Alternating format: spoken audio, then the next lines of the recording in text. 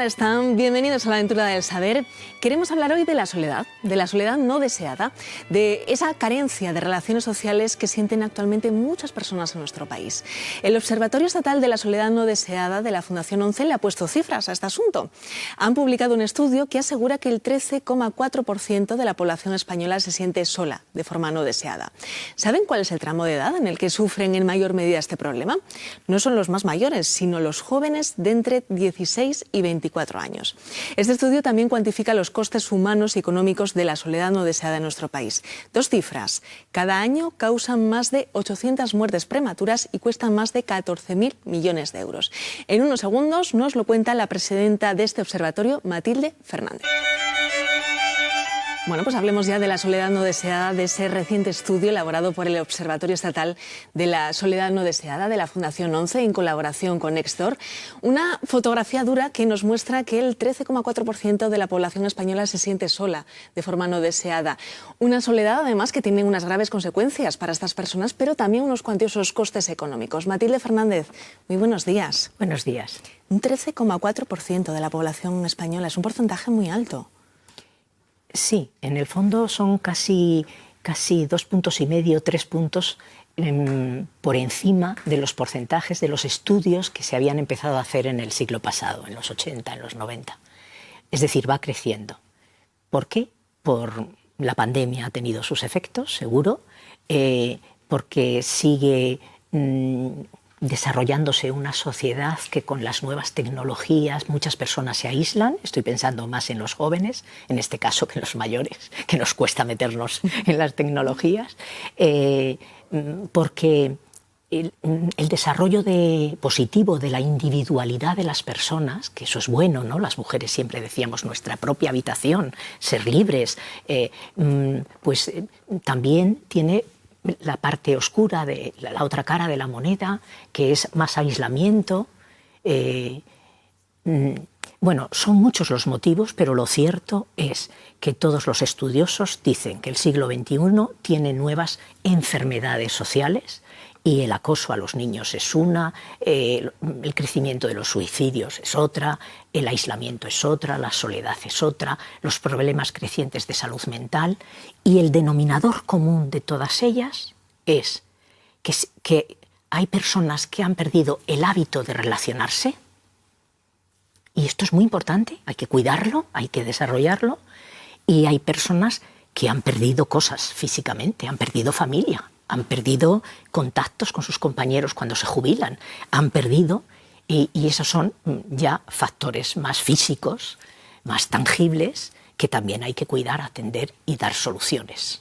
Pero precisamente llama la atención ese dato, ¿no? Cuando pensamos en soledad no deseada, quizás nos vienen a la cabeza más personas mayores, pero es que, según este estudio, entre los 16 y los 24 años es el colectivo que más siente esta soledad no deseada. Así es. Y si lo sumamos al primer estudio que hicimos al nacer el observatorio, que era de percepción de las personas, actualizar la percepción de quién se siente sola, quién cree que se siente más, y la gente que dice que se siente sola, por qué se siente sola, encontramos clarísimamente que todo el mundo coincide en que las personas que se sienten más solas en todos los países son las personas que no tienen casa, son la gente sin techo. Por eso hay en algunos países políticas muy inteligentes y muy interesantes a copiar. Y después los jóvenes dicen nosotros nos sentimos más solos que los mayores. Los mayores dicen no somos nosotros. Y las personas con discapacidad dicen no somos nosotras. Nosotros, que además cada vez somos más mayores. Entonces, cuando analizas todo en detalle, descubres que sí, que el porcentaje que está creciendo más es el de los jóvenes, adolescentes y jóvenes que se sienten incomunicados y se sienten con un sentimiento de soledad creciente. Es que no se nos pueden olvidar, lo decías, las personas con discapacidad, las cuidadoras, los inmigrantes. Claro. Es una gran soledad, ¿no? Ay, Mara, yo digo que el día que retomemos estudios de inmigrantes y de refugiados en nuestro país, porque siguen viniendo sin su familia completa, tardan en poder agrupar su familia mucho. Viene el padre, viene la madre, viene el hijo, pero hasta que puedan tener su núcleo de afectos, tardan mucho. Y los refugiados que según salen de un país hasta que llegan a los países mal llamados ricos, han ido dejando en el camino no solo los bienes materiales, sino a veces parte de los miembros de su familia. Cuando estudiemos a fondo esos dos colectivos encontraremos también unos porcentajes significativos. La soledad no deseada no está catalogada de momento, ¿no?, como enfermedad, pero sí que tiene unas graves consecuencias para la salud de las personas. Sí, la Sociedad Española de Geriatría y Gerontología y sus diferentes organismos, además de las sociedades científicas de las diferentes ramas de medicina, han ido haciendo trabajos parcelados que, en la medida que los sumas, pues descubres que, bueno, ellos suelen decir, la soledad hace más daño en la calidad de vida de las personas e incluso en la continuidad de años de vida en las personas que 15 cigarrillos diarios, que hacen comparaciones, que mayor consumo de alcohol, etcétera, etcétera. Pero lo cierto es que ya hay prueba científica de que, además de depresiones, con consumo de fármacos que se podrían evitar de una manera preventiva, hay problemas coronarios, hay problemas de ictus que se repiten, que aparecen en las personas que se sienten solos mucho más, de infartos. Bueno, hay un listado de contenidos y de efectos en la salud que la comunidad científica sanitaria lo está trabajando a fondo. Y todo eso, todos esos trastornos se traducen en gasto sanitario. Así, cuando has empezado diciendo el estudio de coste, fíjate, esto a quien nos ve no le interesa. Es decir, estos 3 catedráticos de Galicia, expertos en salud pública, macroeconomistas expertos en salud pública, han podido coger los datos de 2 ministerios, del Ministerio de Sanidad, viendo frecuentación en la atención primaria o en la especializada o en los hospitales. Esos datos están bien vigilados, consumo de fármacos también, y ahí se va medio punto de PIB. Un punto de PIB del año 21, que no ha subido mucho más, pero al empezar el estudio se cogió PIB del año 21 y empezamos a hacer las encuestas. Pues eso era 14.141 millones, un punto. La conclusión es que en este país se gasta 1,17% del PIB del 21. Pues el 50% se va en mayor consumo, utilización de profesionales de la medicina y consumo de fármacos. Y el otro 0,6% se va en pérdidas de productividad, en petición de reducción de jornada porque no puedo con tanto, en bajas temporales, en bajas prolongadas, incluso esperando pasar por el tribunal médico para poderse jubilar. Pues todo eso lo han medido y nos muestra ese gasto importante. ¿Que una parte del gasto es sano? Yo me gusta decir sano o insano. Pues sí, es sano. Que tengas tú buena atención primaria y que puedas ir a lo mejor en vez de 1 vez al año, 4 veces al año, porque según cumples años vas más y si eres frágil o crónico pues vas más, bueno, pues no pasa nada. Pero a lo mejor parte del consumo de fármacos no sería necesario. Con una política preventiva, con a lo mejor trabajo de dinámicas de grupo, con más contacto en la comunidad, con más consumo de cultura. Yo suelo decir menos potingui y más cultura. Bueno, pues se podría resolver. Y el tema de pérdida de horas, de productividad, clarísimamente es también con una política preventiva, con una política dentro de las empresas y en el entorno de los polígonos industriales, etcétera, etcétera, volver a recuperar una actividad que evite esa soledad. Por ejemplo, las mujeres en todas las encuestas suelen decir que cuando pierden familia es cuando se sienten más solas. Y ya sabes que hay siempre un poquito más de mujeres que de hombres en los diferentes tramos, tanto juventud como envejecimiento. Y los hombres suelen decir cuando pierden sus relaciones sociales y parte de la jubilación. Es que ya vivo en otro lado, es que ya no puedo quedar con mis compañeros a jugar al pádel, ya no puedo. Esa pérdida de relaciones sociales la sienten los hombres más que las familiares. Y son dos factores externos que están condicionando a las personas. Y hay que dar respuestas. El presidente de la Sociedad Española de Geriatría y Gerontología, que estuvo en la presentación del estudio, hizo gracia porque dice, mira Matilde, esto lo podemos resumir en dos cosas. Dice que necesitamos mejores pensiones y mejores sueldos, todo el mundo, ¿verdad? A ver si acabamos con los mileuristas. Y dice, y por otro lado, que necesitamos más comunidad. Es decir, hay que hacer barrio. Hay que reforzar la identidad de sentirse que forman parte de su pueblo, de su ciudad, de su barrio. E intentar crear actividad, ¿no? La Cruz Roja, con todos sus programas que tiene, siempre dice, no, si nosotros tenemos que ir y llamar a la puerta de las casas y decirle a la persona que esté sola que vengo a acompañarte. Pero eso es quedarse a medias. Lo importante es sacar a la persona de las casas y ponerla otra vez en contacto con las actividades de la comunidad. Lo apuntabas antes, con la COVID, ¿no? Parece que todo esto ha empeorado, pero en la encuesta dicen todas estas personas que ya sentían esta situación desde hace más o menos 6 años. Ese ejemplo de decir, lo mantengo oculto, es que yo puedo decir que me siento solo. Bueno, la generación de los mayores siempre hemos sido una generación, las que ahora somos mayores, ¿no? Yo estoy en las 70 y tantos, pues siempre hemos dicho somos fuertes, somos gente que aguantamos lo que nos echen.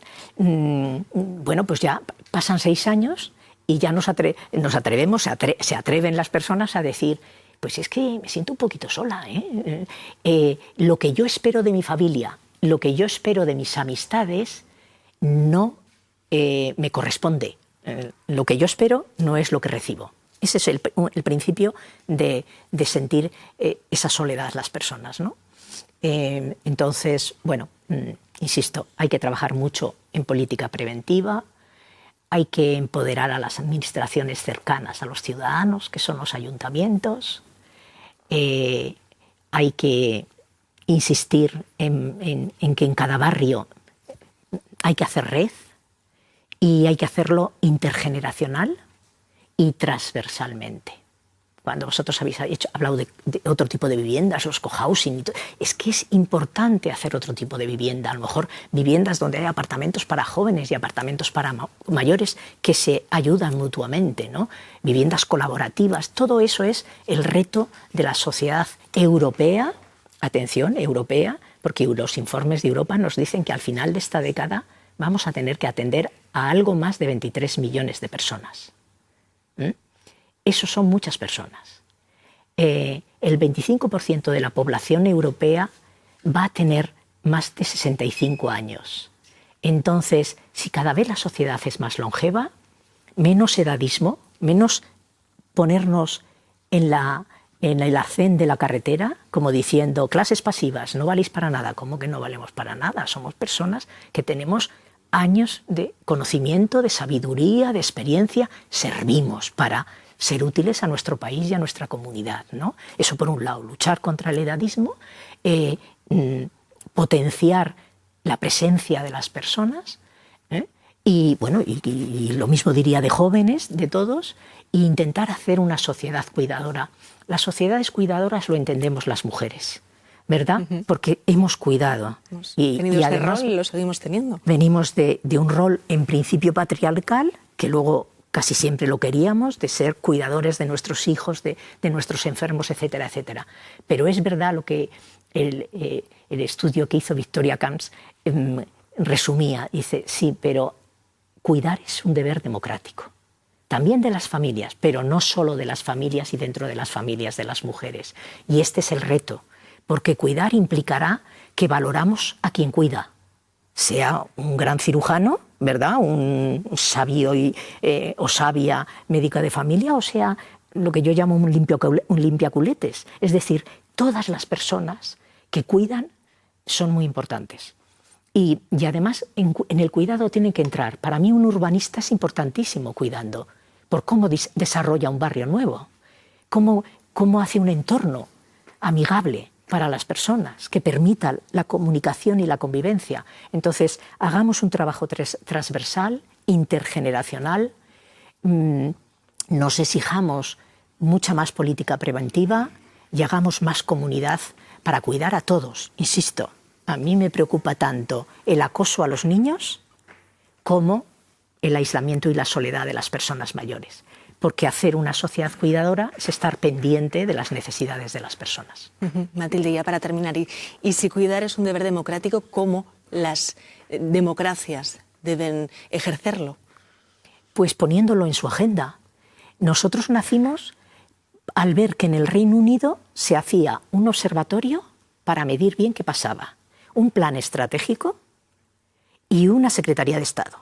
Bueno, no me preocupa tanto la estructura, pero lo cierto, fuimos a Canadá y vimos también, fuimos a los países nórdicos y vimos cómo estaban ajustando sus estructuras, fuimos a Japón y vimos que creaban un ministerio. Entonces dijimos, bueno, vamos a sensibilizar a nuestros poderes públicos en España para que sepan que en su agenda avanzar en cuidar y luchar contra la soledad es importantísimo. Y ese es el primer paso, pedirle a nuestros poderes públicos que depositen en los ayuntamientos el liderazgo, porque es la administración más próxima y más cercana, y que todos, las 3 administraciones de este país, trabajemos en la dirección de que el desarrollo del estado del bienestar del siglo XXI es artesano y cuidador. Yo, que he sido dirigente sindical y responsable política de poner en marcha el Ministerio de Asuntos Sociales en el siglo pasado, recurríamos a una técnica más keynesiana, como haciendo una política, las vacaciones, el balneario, construyendo equipamientos, dinamizábamos la economía, creábamos empleo y además cuidábamos a la gente. Ahora ya quita dinamizar economía, ahora pon a la persona en el centro de la política. No necesitamos grandes equipamientos, estos puentes que hacen los famosos, estos edificios que no sabes por dónde entras y por dónde. Esto ya no se necesita en los países desarrollados. Lo que se necesitan es profesionales de todos los ámbitos que cuidan, que hacen políticas preventivas, que atienden y que evitan el problema y que evitan el coste del problema. Y este es el gran reto de la España del siglo XXI y de la Europa del siglo XXI. Pues ahí lo tenemos, además con cifras, con este estudio. Matilde Fernández, ha sido un placer charlar contigo. Muchísimas gracias. Gracias a ti y a tu programa.